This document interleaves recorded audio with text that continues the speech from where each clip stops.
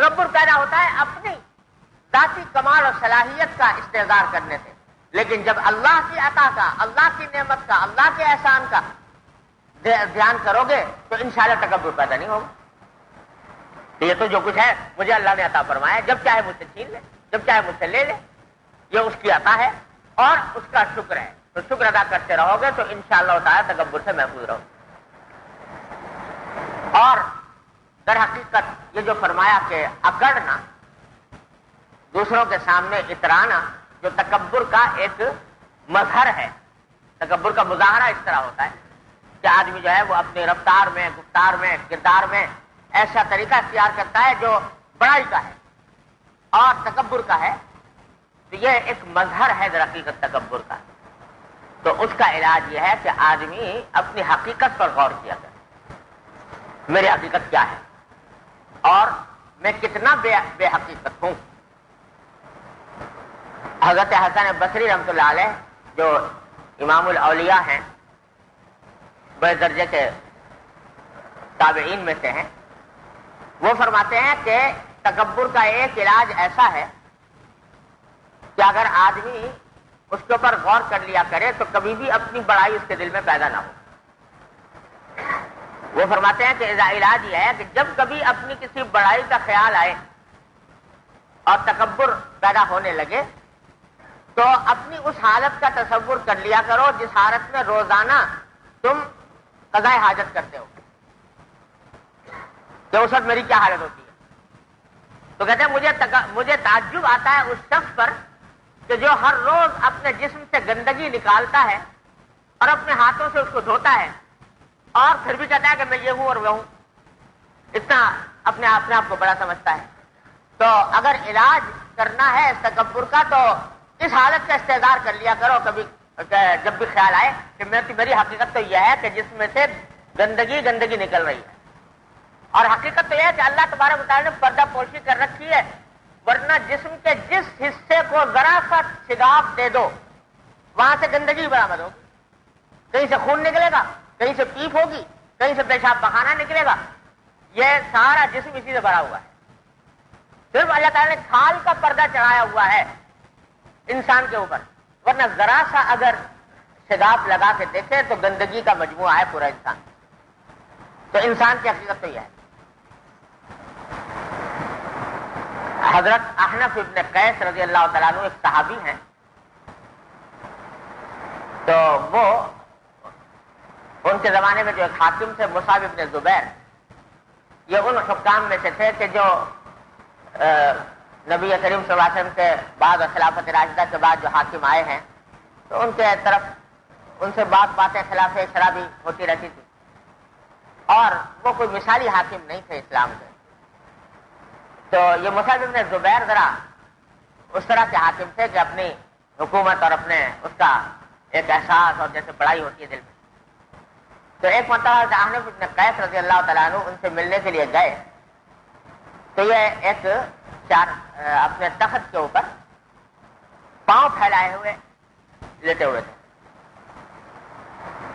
اب مصعب ابن زبیر کہ اپنے قدر علم کے اعتبار سے، تقویٰ کے اعتبار سے کچھ بھی نہیں، اور حضرت احنف ابن قیس رضی اللہ عنہ صحابہ کرام میں سے ہیں اور حضور افضل صلی اللہ علیہ وسلم کے صحبت کا فیض حاصل کیے ہوئے ہیں.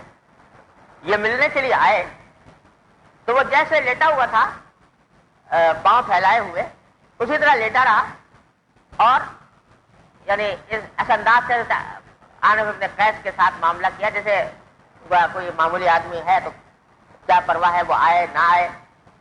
اسی طرح تکبرانہ انداز میں حضرت احنف ابن قیس کو دیکھا. حضرت احنف ابن قیس رضی اللہ عنہ نے سوچا کہ ذرا اس کا تھوڑا سا علاج کیا جائے. تو پاؤں پھیلائے بیٹھا ہوا تھا نیم دراز. تو حضرت احنف ابن قیس اسی پاؤں کے پاس سے پاؤں کو ذرا سا دھکا دے کے پیچھے کو دھکا دے کے وہاں بیٹھ گئے. متکبر کے ساتھ یہ معاملہ بھی کبھی کبھی کرنا پڑتا ہے. تو پاؤں کو دھکا دے کے بیٹھ گئے. جب پاؤں کو دھکا دیا تو وہ تو اس کے مزاج تکبر کے مزاج کو زبردست صدمہ پہنچا تو اسے تیوریاں چڑھائیں اور اس طرح متکبرانہ انداز میں تیوریاں چڑھاتا ہے حضرت قیس کو دیکھا کہ یہ کیا آپ نے کیا، تو اس پر حضرت عنف بن قیس نے ایک جملہ ارشاد فرمایا جو بعد میں ضرب المثل بن گیا، کہ فرمایا کہ مجھے اس شخص کے اوپر تعجب آتا ہے، اس شخص پر تعجب آتا ہے کہ جو تکبر کرتا ہے لوگوں کے ساتھ، حالانکہ وہ 2 مرتبہ پیشاب کے راستے سے نکلا ہے، 2 مرتبہ پیشاب کے راستے سے نکلا ہے، ایک مرتبہ نطفے کی شکل میں باپ کے پیشاب کے راستے سے نکلا، اور ایک مرتبہ ولادت کے وقت ماں کے پیشاب کے راستے سے نکلا۔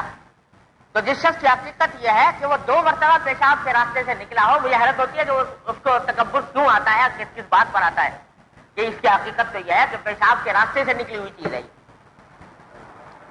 تو یہ حقیقت ہے انسان کی، اور حضرت عنف بن قیس انہوں نے کتنی حکیمانہ طریقے پر بتایا کہ ذرا غور کرو کہ تم ہو کیا۔ ایک بزرگ تھے، ان کے سامنے انہوں نے کسی ایسے متکبر آدمی کو کچھ بات کہی جو اس کو بری لگی، تو کہنے لگا جانتے نہیں میں کون ہوں، میں کون ہوں، اپنے منصب پر، اپنے عہدے پر، اپنے مال پر، اپنی دولت پر تکبر تھا، تو پوچھا جانتے نہیں کون ہوں، تو انہیں جو بزرگ نے جواب میں کہا کہ ہاں خوب اچھی طرح جانتا ہوں، اور یہ جانتا ہوں کہ اول کا نطفۃ مضرہ وآخر کا جیفۃ قذرہ وانت فیما بین ذلک تحمل العذرہ، کہ تیری ابتدا تو ہوئی تھی ایک گندے نطفے سے، اور تیری انتہا ہوگی ایک بدبودار مردار بن کر، کہ جب تیرا انتقال ہوگا تو تیرے جسم سے بدبو ایسی اٹھے گی کہ گھر والے بھی تجھے اپنے گھر میں رکھنا گوارا نہیں کریں گے، جو محبت کرنے والے بیوی اور بچے اولاد، اور وہ بھی وہ تجھے اپنے گھر میں رکھنا گوارا نہیں کریں گے، ایسی بدبو اٹھنے والی ہے تیرے جسم سے۔ ابتدا تھی ایک گندے نطفے سے، اور انتہا ہونے والی ہے ایک بدبودار مردار کی شکل میں۔ یہ تو ہے تیری ابتدا اور انتہا، اور جو زمانہ بیچ کا ہے تو انت فیما بین ذلک تحمل العذرہ، کہ بیچ میں تو اٹھائے پھرتا ہے گندگی، سارے جسم کے اندر گندگی اٹھائے پھر رہا ہے، کہ کہیں پیشاب ہے، کہیں پخانہ ہے، کہیں خون ہے، کہیں پیپ ہے۔ تو یہ حقیقت ہے۔ تو جب کبھی اپنے کسی کمال کا تصور آئے اور اس کی وجہ سے دل میں بڑائی پیدا ہونے لگے، تو حضرت ان بزرگوں کا فرمانا یہ ہے کہ اپنی اس اصل کو یاد کر لیا کرو، کہاں سے آئے ہو، کہاں جانا ہے تمہیں، اور موجودہ شکل میں بھی تمہاری کیا حیثیت ہے، کیا حقیقت ہے۔ کس بات پر آدمی اترائے، کس بات پر آدمی تکبر کرے، اللہ جل جلالہ کی عطا ہے، جب چاہے چھین لے۔ دولت پر اتراتے ہو تو دولت اللہ تبارک و تعالیٰ نے عطا فرما رکھی ہے، جب چاہے تم سے چھین لے، جس وقت چاہے سے چھین لے۔ علم پر اتراتے ہو، علم بھی تو اللہ تبارک و تعالیٰ کی عطا ہے، جب چاہے تم سے چھین لے۔ میرے حضرت والا حضرت ڈاکٹر صاحب قدس اللہ تعالیٰ صدر فرما دیتے کہ اللہ تعالیٰ بھی عجیب عجیب کرشمے اپنے قدرت کے دکھاتے رہتے ہیں۔ فرمانے لگے کہ ایک مرتبہ میں کوئی خط لکھنے بیٹھا تو میں نے اپنا دستخط کرنے چاہے، تو پہلے دستخط کرنا یاد نہیں آئے کہ کیسے دستخط میں کیا کرتا ہوں، تھوڑی دیر تک اس طرح سے میں کیسے کیا کرتا تھا، اور پھر تھوڑی دیر کے بعد یاد آئے، تو تھوڑی دیر کے لیے وہ دستخط کرنا نہیں آ رہا تھا۔ تو وہ جو کچھ علم ہے وہ اللہ تبارک و تعالیٰ کی عطا ہے، اور دن رات اس کا تجربہ ہوتا ہے انسان کو، آنکھوں سے اللہ تعالیٰ دکھاتے رہتے ہیں۔ کس بات کا تکبر، ایک لمحے کے اندر اللہ تبارک و تعالیٰ تکبر زائل فرما دے۔